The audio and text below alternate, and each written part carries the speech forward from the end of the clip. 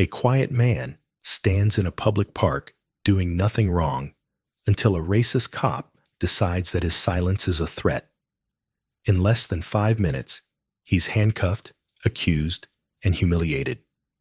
But what the officer doesn't know, that man is a decorated Air Force major, and the truth he's hiding will bring the entire justice system to its knees. Stay with us. You won't believe how this ends. Dear viewer, what you are about to witness is not just a story. It is a powerful testament to the quiet power and pursuit of justice in places most people ignore. If this is your first time here, I warmly invite you to share where you are watching in the comments below. And if stories like this move, challenge you, or make you think, consider subscribing and clicking the bell icon. We share voices that deserve to be heard every day. Thank you for being here. Now let's get into the story. The last thing anyone expected that night was that the truth would become a weapon. Not because it was shouted or forced, but because it was patient silent until it could no longer be denied. Boston Commons, just past sunset, was painted in golden light and long shadows. The city's heartbeat had slowed to its evening rhythm. Dog walkers, young couples, and solitary strollers moving through the park like figures in a quiet painting.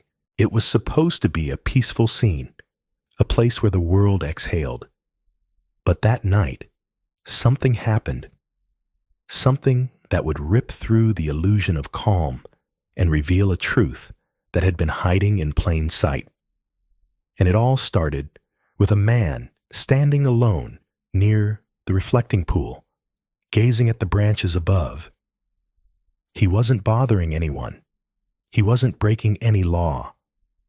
He was simply watching, observing, breathing. His name was Marcus Avery. To the passers-by, Marcus was just another tall, broad-shouldered black man, alone his frame, still against the trees. He wore a navy jacket, zipped halfway jeans, and boots, scuffed from years of use. In his hands, a pair of binoculars dangled from a worn leather strap. He liked watching hawks, he once told someone. Said it reminded him that even in the middle of chaos, something could still glide quietly, untouched, high above it all. Tonight the hawks weren't out, but Marcus was, not for any reason, other than to feel the peace he had spent decades trying to find. But peace wasn't what found him. Officer Brent Holloway pulled into the eastern side of the park with the ease of someone who believed the ground he walked on belonged to him. He was white 40s, with a build that suggested he lifted weights more for intimidation than health. His patrol car headlights sliced through the growing dusk, sweeping across benches and trees before stopping on Marcus. And something in Officer Holloway decided that this man standing alone and saying nothing was a problem. The radio call was brief, barely a minute.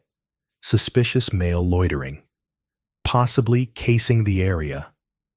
The code he used wasn't formal. It didn't need to be. He knew how to say what he meant without saying it. Dispatch didn't ask for clarification. They didn't need to. Marcus saw the car. He didn't move. He didn't run. Years ago, he'd learned the cost of motion. He'd learned that when your skin is dark, stillness could be the only protection you have. So he stood, quiet, calm. When Holloway stepped out of the vehicle, his hand was already near his holster, not gripping it, just reminding them both that it was there. "What are you doing out here?" Marcus turned slowly. His voice was low, steady, just bird-watching birds. At this hour, they don't wear watches. For a second, Holloway didn't respond. The answer wasn't combative, it was simply true. But truth, when it came from men like Marcus, often felt like defiance to men like Holloway. "I need to see some ID." Marcus reached slowly into his jacket, pulled out his wallet, extended it. Holloway didn't take it. "You look agitated," he said. Instead, "I'm not. You're being uncooperative." "No, officer, I'm not." Holloway's lips thinned. "Step away from the trees." Marcus complied. He stepped into the open hands by his sides. People were starting to notice. Now, a jogger slowed. A couple paused mid-stride. A teenage girl raised her phone, pretending to scroll, but angling the camera just enough. Backup arrived. Two younger officers, white and nervous, following Holloway's lead like sheep behind a wolf. "Hands behind your back." Holloway said. "For what?" "Failure to comply. I haven't refused anything. You're escalating this." "No, sir." But it didn't matter. It never did. The cuffs snapped around his wrists with cold metallic finality. Holloway leaned in low and menacing. "Men like you think you're smarter than the badge you're not." Marcus didn't respond. Holloway turned to the gathering crowd. He resisted, tried to flee, aggressive behavior. The other officers nodded. It was instinct. No need for facts, just the weight of their shared authority. But in the crowd, someone whispered, "That's Marcus. He runs the community mentorship program on Tremont." Another voice followed. "He teaches kids. He's at the library every Saturday." Holloway ignored them. "Back up. This is official police business." A woman in scrubs filmed from 10 feet away. A man in a suit stood frozen eyes wide. They all saw it, but they didn't move. Fear makes witnesses quiet. Inside the squad car, Marcus sat motionless. The window reflected the last blush of daylight fading behind the skyline. He watched it with the same quiet focus he gave the Hawks, knowing that some storms come without warning. And this one was here. That night, the footage hit social media. 30 seconds, no audio, just images, Marcus standing still, Holloway advancing, the cuffs, the silence. And somehow, it was enough to start a fire. By morning, hashtags had formed. Marcus Avery, Jowker, birdwatching, while black, Boston Commons. But those were just words. The real battle was still to come. In courtrooms, in headlines, in the silence between one man's dignity and another's story. What no one knew, what would turn everything upside down, was who Marcus Avery really was. And when that truth came out, it wouldn't just set the record straight, it would break the system that tried to bury him. Boston woke up angry. The city's usual morning haze hung heavier than normal. But this time, it wasn't just the weather. Phones buzzed. TV anchors leaned into their microphones with rehearsed urgency, and office chatter spun itself into outrage. A black man arrested for birdwatching in Boston Commons, cuffed without cause, accused without evidence. The headlines fed the rage, but it was the video, grainy, brief, silent, that gave it shape. It wasn't what Marcus Avery said. He didn't speak in that clip. It was what the world saw in his silence. By mid-morning, people were gathering at the steps of the Boston Police Department. Not in waves yet, but in clusters. Residents, students, activists, parents with strollers. Their signs weren't just slogans. They were mirrors. They reflected something the city had been pretending not to see for years. And standing at the center of it all, still behind bars, was a man most of them didn't know. Not yet. The courtroom was sterile like most places, where power hides behind formality, pale walls, dark wood, cold air. Marcus was brought in through a side door, his wrists still cuffed, though his charge sheet was embarrassingly thin, resisting arrest obstruction.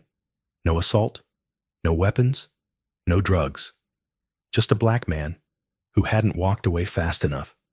His lawyer, Lena Ruiz, was 34 and already on her third cup of coffee.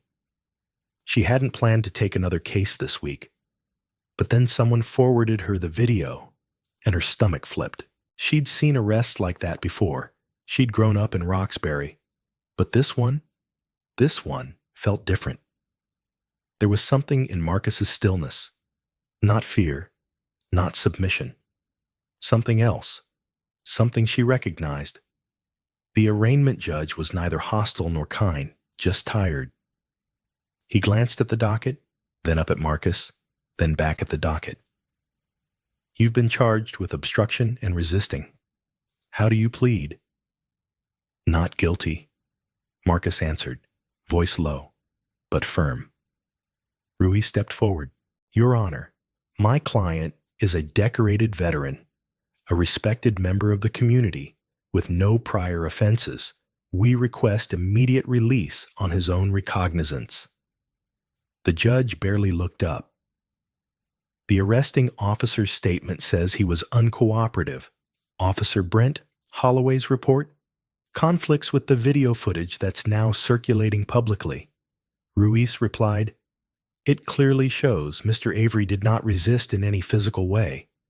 The judge raised an eyebrow. The video doesn't have sound. No, Your Honor. But sometimes what you don't hear is more damning than what you do. He hesitated, then finally released on recognizance. Next hearing set for Friday. As Marcus stood, the courtroom door creaked open, and in the gallery, 3 rows back, sat a woman in a burgundy coat, with tear-streaked cheeks and a trembling smile. Her name was Gloria Marcus's sister. She didn't wave. She just nodded a silent gesture that said everything words couldn't. When the doors opened and Marcus stepped outside into the cold, there was already a small crowd. A woman handed him a bottled water. A young man tried to shake his hand. Reporters swarmed with questions. What were you doing in the park? Why didn't you speak out? Did you resist? Do you plan to sue? Marcus didn't answer. He walked straight through his eyes, calm, shoulders steady. Ruiz flanked him like a shield. She knew what was coming. This wasn't just going to be about legality. It was going to be about perception. About a black man proving again that he didn't deserve to be dehumanized for existing. In the following days, the narrative fractured. The police union backed Holloway, releasing a short clipped statement about officer safety and procedural conduct. Talk radio erupted. Conservative hosts labeled Marcus combative, citing unnamed sources. Others questioned why he didn't just leave when asked. But then came the stories, one after another, from local librarians who said he'd volunteered every month without fail, from high school students who knew him from the STEM mentoring program, from veterans who had served with him and called him a man of integrity so solid you could anchor a ship to him. And then the photo surfaced, not from the arrest, but from a deployment years earlier. Marcus in uniform standing beside a crashed helicopter in Kandahar, one arm around a child he had just carried from a burning wreck. The caption, Major Marcus Avery, USAF, Operation Phoenix Rescue. It went viral in under 6 hours. Suddenly, the story wasn't about a man accused. It was about a hero betrayed. City council members demanded an internal investigation. The mayor's office issued a statement about deep concern. Holloway went quiet. Ruiz smiled, not with satisfaction, but with clarity. The truth had begun to cut through, but Marcus still hadn't spoken. Not to the press, not to the public, not even to Ruiz, beyond legal strategy. She asked him once, late one evening, as they reviewed documents, "Why don't you say something? Anything?" He looked at her, not with anger, but with something softer, something ancient. "I've learned that when a black man speaks first, people listen last.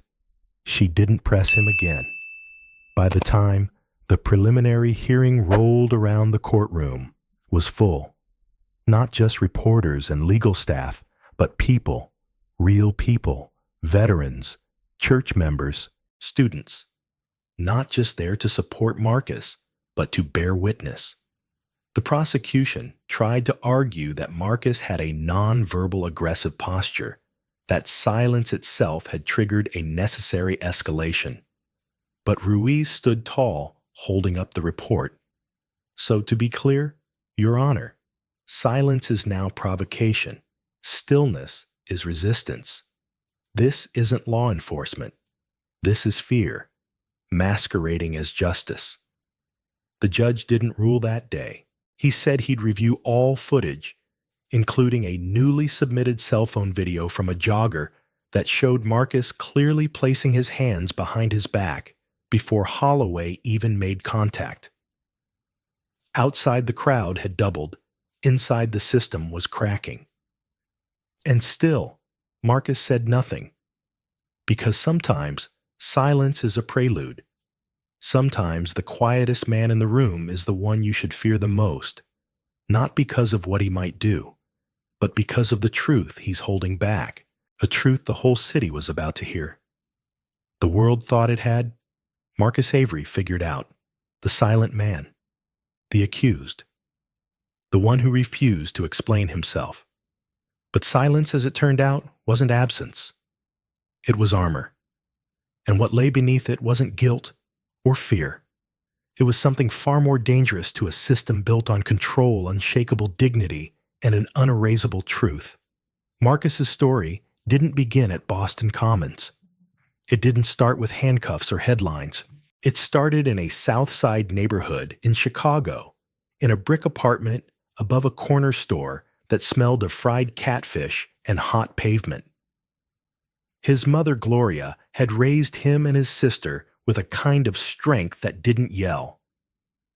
It showed up in lunchboxes packed with leftovers, in prayers whispered over overdue bills, in tired hands that still tucked them in at night. From the beginning, Marcus was quiet, observant, a boy who didn't speak unless he had something worth saying. Teachers misread it as disinterest, but his mother knew better. Still water runs deep, she used to say, running a hand over his hair. They just don't know how deep you go. That stillness became his strength. When fights broke out on the playground, he walked away. When his classmates turned up dead or locked up before graduation, he kept his head down and his grades up. Silence kept him safe, but it also taught him to listen, really listen. Not just to words, but to intent, to danger, to the ways power moved in a room. He enlisted in the Air Force the day after high school graduation.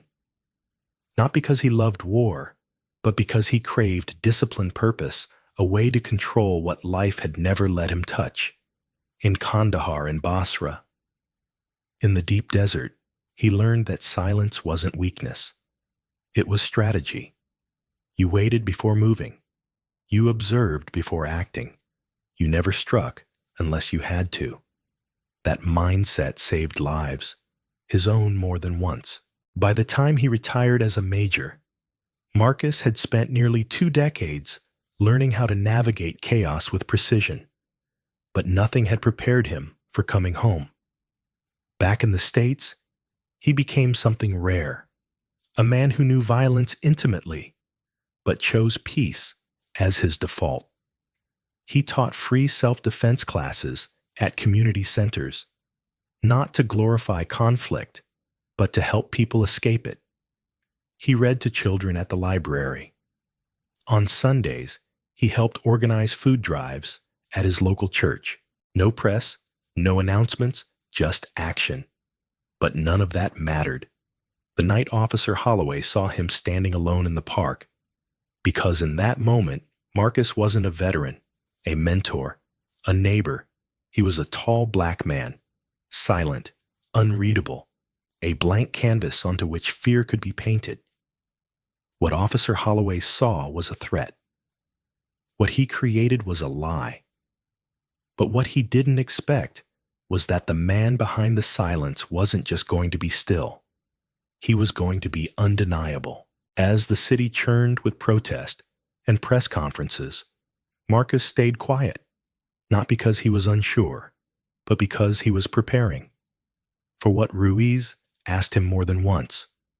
For the story to tell itself, he would reply. She didn't understand at first, but then the stories started to find her. A woman from Dorchester showed up at her office with a photo of Marcus fixing a busted furnace in the middle of winter, unpaid. A teenager from Roxbury who said Marcus stopped him from joining a gang and helped him apply for a scholarship.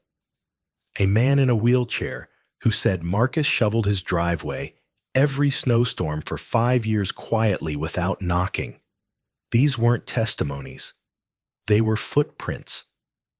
Quiet proof that Marcus had walked through people's lives, not needing to be seen, just determined to leave them better than he found them. Ruiz compiled it all. She didn't build a defense. She built a portrait, not of a victim, but of a man who had lived with honor and who deserved the same in return. The media latched onto the details eventually because they always do. Once there's heat behind a story, they turned Marcus into a mystery. Who is he? Really asked the morning shows. Why won't he speak? Demanded op-eds. But Ruiz understood what no one else did. He wasn't staying silent because he had something to hide. He was waiting. And when the moment came, he would no longer be a symbol. He would be a storm. The day before the trial resumed, Marcus and Ruiz sat on a bench outside her office. The sun was setting, turning the glass of the surrounding buildings into a burning skyline. They're going to try to break you on the stand, she said. They'll try. Marcus said simply, What are you going to say? He looked at her eyes, unreadable as always, but deeper now, like something had settled. I'm not going to say anything for them, he replied. I'm going to say something for everyone who never got the chance to speak at all. She nodded slowly, and in that moment she realized Marcus Avery wasn't quiet, he was precise. He had measured his silence down to the second, and now the hour had come. What they didn't know, what they couldn't see, was that the man behind the silence had always been speaking. They just weren't ready to listen. But now the world would have no choice. The courtroom was quieter than it had any right to be, not because the world had stopped caring, but because something sacred was about to happen, something rare and irreversible. The truth was finally stepping into a place where it was usually filtered, shaped, and often suppressed. And at the center of it all stood Marcus Avery, tall, silent, but no longer invisible. From the moment Judge Clarissa Grant entered the courtroom, you could feel a tension in the air that wasn't just procedural, it was generational. This trial wasn't just about a supposed resisting arrest. It wasn't just about Officer Brian Holloway and his claim of fear, nor about a man's refusal to follow orders fast enough. It was about a system and the wall that system had built around itself for decades. A wall that Marcus Avery was about to shake. Prosecutor Darnell Keating opened with a confident tone, playing straight from the familiar script. Officer Holloway was a decorated patrolman with 13 years on the force. He had responded to a call about a suspicious man lurking near a residential area. He gave commands. The man refused to comply. Things escalated. A physical struggle ensued, and Holloway had feared for his safety. It was paint by numbers, a story as old as the badge itself. Ruiz knew what they were doing. They were trying to use the comfort of familiarity to lull the jury into agreement. People like Marcus had been dragged through that same formula for generations, stripped of their voice and repackaged as aggressors. But this time, it wasn't going to work. Because Marcus had waited for the story to unfold. He had waited for every lie to stack on top of itself. And now, piece by piece, they would fall. The first witness was Officer Holloway himself, trim, clean-shaven, wearing a uniform so sharp it looked like it had been pressed with a ruler. His testimony was delivered with all the confident rhythm of someone who had testified before and never lost. I approached Mr. Avery and asked him to identify himself. Holloway said. He didn't respond. He was staring at me with a look I would describe as hostile. Ruiz stood, hostile officer. What was he doing? Standing. Just standing. But it was the way he did it, the way he stood. Holloway nodded. I've been on the force long enough to know when someone's about to act. She didn't push him yet. Let him build the wall himself. And then what I told him to put his hands behind his back. He hesitated.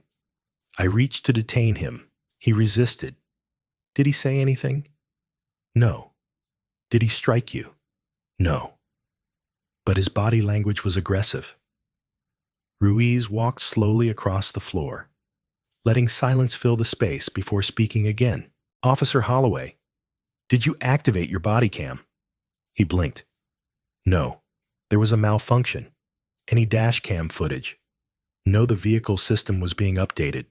Any third-party footage? Not to my knowledge. No videos at all. Correct? Interesting, she said softly, turning to the jury. Later that afternoon, Ruiz called her first witness, Malcolm Kim, a local freelance photographer who had been walking through Boston Commons the night Marcus was arrested. Quietly, he handed over his phone, and with it, the moment the wall began to crumble. On the projection screen, grainy but unmistakable footage appeared. Marcus standing calmly by a bench, hands visible, unmoving. Holloway approaches, voice sharp, posture aggressive. You don't belong here. He says, off camera, I'm just bird watching. Marcus responds, you look like you're casing houses. Marcus doesn't answer that. Hands behind your back. Marcus complies slowly, not because he's resisting, but because he's cautious. Holloway grabs him, shoves him toward the car. Marcus stumbles, but doesn't retaliate. Stop resisting. Holloway yells, though Marcus hasn't moved. In the gallery, you could hear someone gasp. When the video ended, there was no applause, no outrage, just stillness. The kind of stillness that comes when a lie dies in real time. Ruiz turned to the jury. You've seen it for yourself. He didn't threaten anyone. He didn't attack. He stood. He waited. He was careful. Not because he was guilty, but because history has taught him that men like him don't get the benefit of the doubt. Holloway's defense team sputtered through damage control. The officer had followed protocol. He had reacted based on years of instinct. His perception of a threat was enough regardless of what actually happened. But the jury wasn't buying it anymore. The real shift came when Marcus finally took the stand. He wore no medals. He didn't arrive in uniform, but his presence was weightier than any decoration could have provided. Ruiz asked only one question. Mr. Avery, why did you stay silent? Marcus looked out across the courtroom. His voice was low but clear. Because I've seen too many stories written before. The facts were known. I've seen what people assume when I walk into a room. If I had spoken, they would have called it anger. If I had resisted, it would have been violence. So I waited, not because I had no truth, but because I wanted you to see it for yourselves. He paused, then added, Silence was the only defense I knew. They couldn't twist. The courtroom didn't breathe, and neither did the blue wall Ruiz, followed up with a timeline of character witnesses, veterans who served under Marcus A. retired judge, who'd seen him lead conflict de-escalation trainings, a teenage girl whose scholarship essay had been edited meticulously and kindly by Marcus late into the night at a community center. Piece by piece, the system's story fractured, and by the end of the fourth day, even Officer Holloway stopped making eye contact. The trial was supposed to be straightforward, an officer versus a suspect. But what the state hadn't counted on was this. The suspect had lived a life with such clarity, such integrity, that their story couldn't hold, no matter how thick the wall truth had finally found the cracks. And now it wasn't just the wall falling. It was the silence behind it, too. Please hold on while I complete it. The jury returned after only 3 hours, in a courtroom that had heard every kind of silence, anger, fear strategy. This was the one that hit the hardest, the kind of quiet where everyone knew that something final was about to happen, something that couldn't be undone. Marcus Avery sat with his hands gently folded on the defense table. His face was unreadable, but not because he was hiding. It was the composure of a man who had survived worse than a courtroom.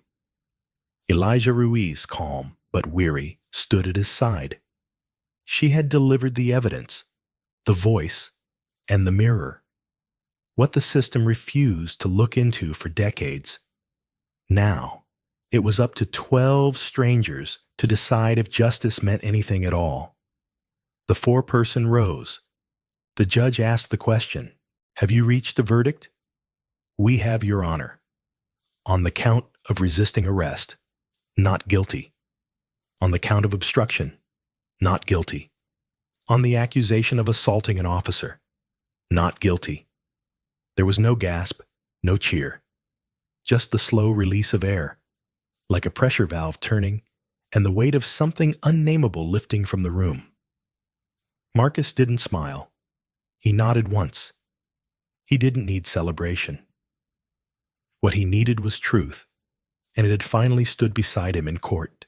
When Marcus stood to leave, several jurors rose from their seats, unasked, unsignaled. It wasn't habit. It was respect.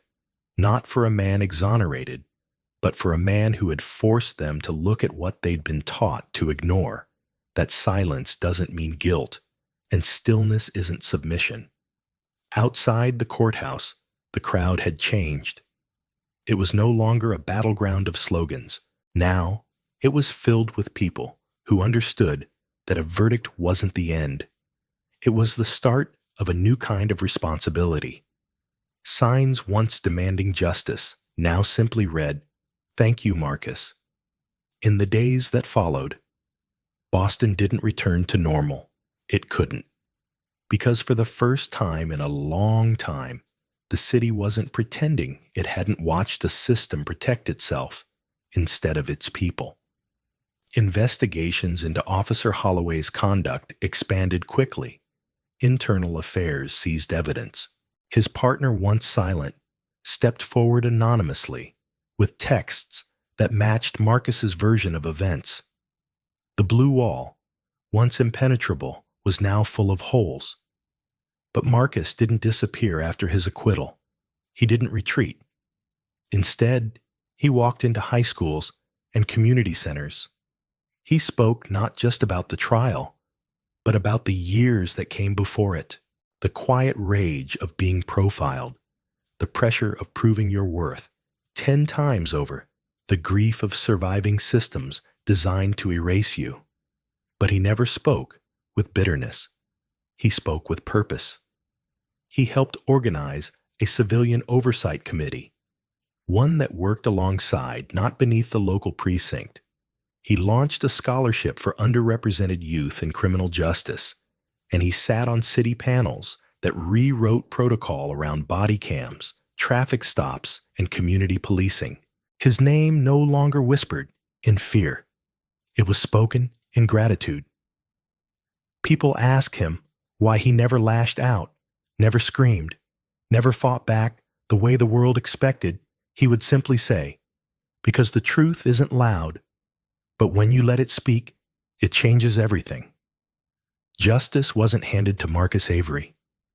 He pulled it out of silence, piece by piece, and redefined it, not just for himself, but for a city, and maybe even a nation still learning how to listen. And in doing so, he didn't just win a case. He reclaimed what so many had been denied, the right to be seen, to be heard, and to be believed. Marcus Avery's story is not just about injustice. It's about endurance.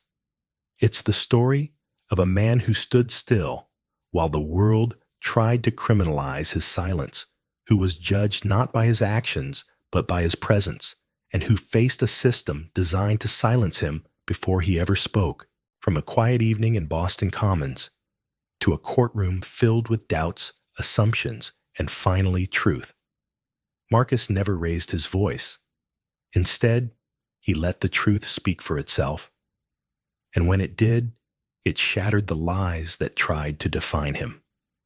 At first, Marcus was just another black man stopped by a cop who saw threat instead of humanity. But beneath his silence was a man with a name, a history, and a lifetime of service. A man who had earned medals in war, who saved lives overseas, but returned home to be treated as less than because of the color of his skin. And when Officer Holloway tried to rewrite the story to fit a familiar script, Marcus didn't retaliate with rage. He responded with restraint. He let his integrity speak louder than any accusation. Through the tireless work of a young lawyer, a single video, and the courage of witnesses willing to break the silence, Marcus reclaimed his story. He didn't just clear his name. He exposed a system that rewards the abuse of power and punishes dignity. But perhaps the most powerful part of his journey is what happened after the verdict. Marcus didn't walk away to celebrate. He stepped forward to lead. He turned his pain into purpose, mentoring youth, reforming local policy, and becoming a voice not just for himself, but for every person who has ever been judged before they had the chance to speak. So what do we take from Marcus Avery's story? We learn that silence isn't weakness. It can be a strategy, a shield, a choice.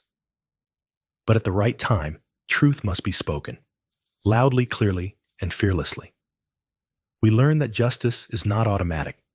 It's earned through courage, consistency, and community. And we learn that no matter how broken the system seems, people like Marcus exist to remind us that change is not only possible, it's necessary. If you ever feel voiceless, overlooked, or pushed aside, remember Marcus. His power wasn't in how loud he could be.